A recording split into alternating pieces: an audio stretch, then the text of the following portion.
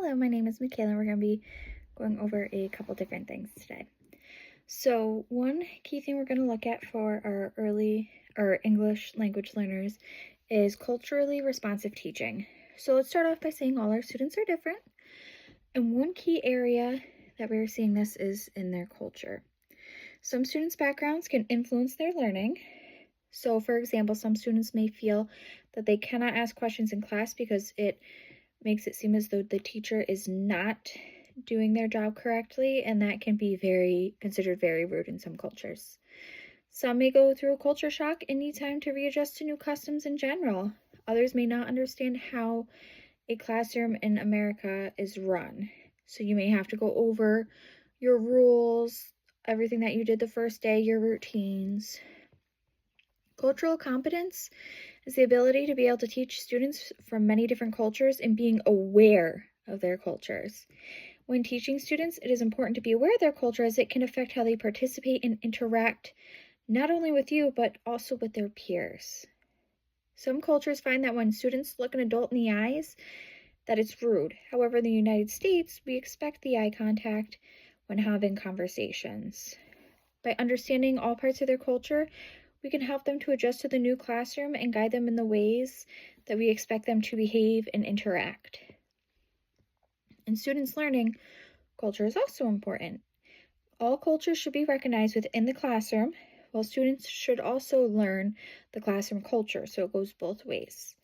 So while we prefer students to raise their hands and be called on, they may not understand that as part of our daily routine.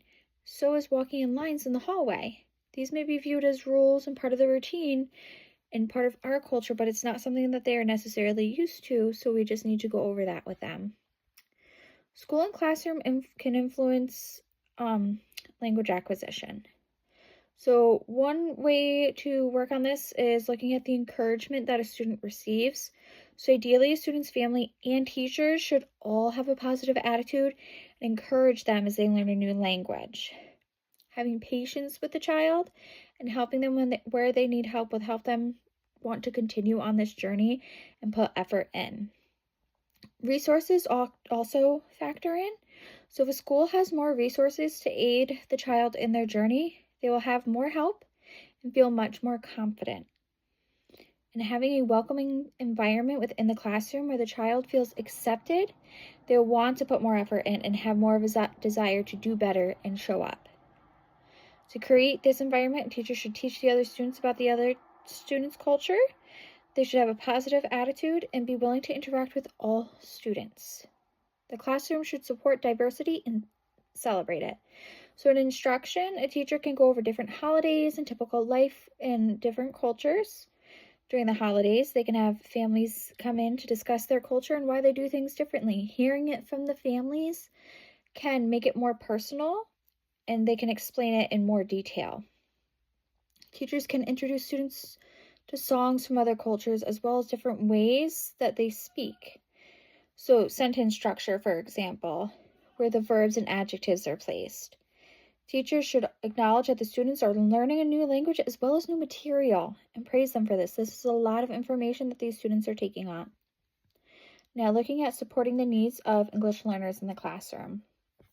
The first step when creating different strategies for responsiveness to different strengths, needs, and identities is to form a relationship with these students.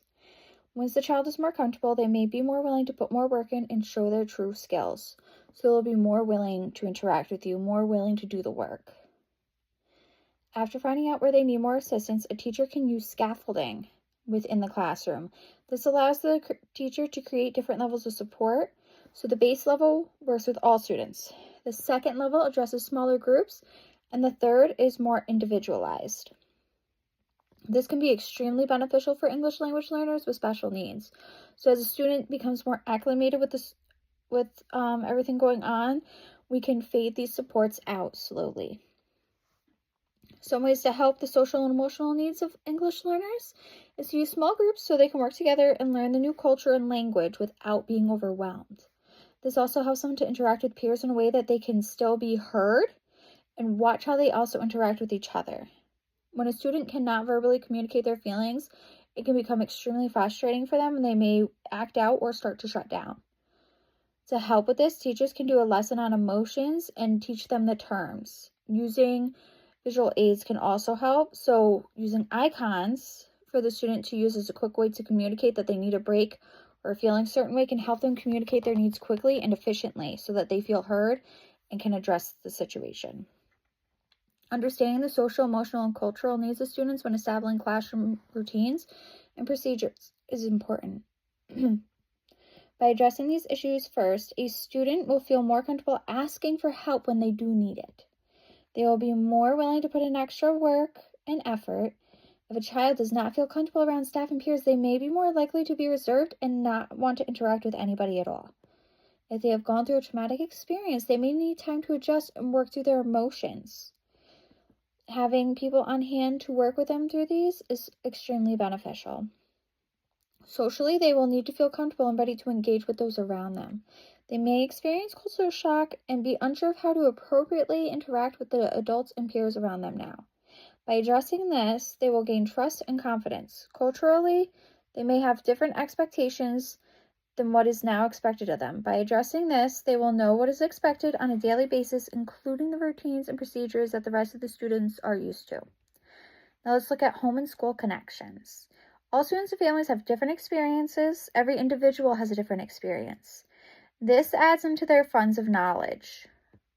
Some may find that speaking too much is not acceptable and will not want to engage with the classroom as much. Another possibility is the eye contact again. This can make it difficult for students to have meaningful conversations with peers and staff.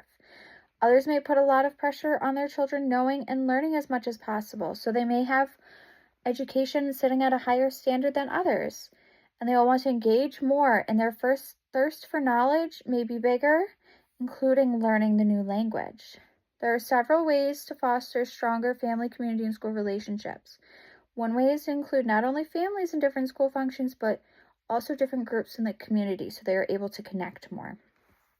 It's going to help them to connect not only with the different groups, but the families as well, and branch out even more. It can show families what other resources are available within their community. If they just moved here, they may not know. By having families come to the school for different events, they can get to know their child's teachers, other staff, and talk to them face to face and show more of an interaction. It can give insight into how much English is spoken at home in general. Some of these families may not speak any, and how much the parents do understand.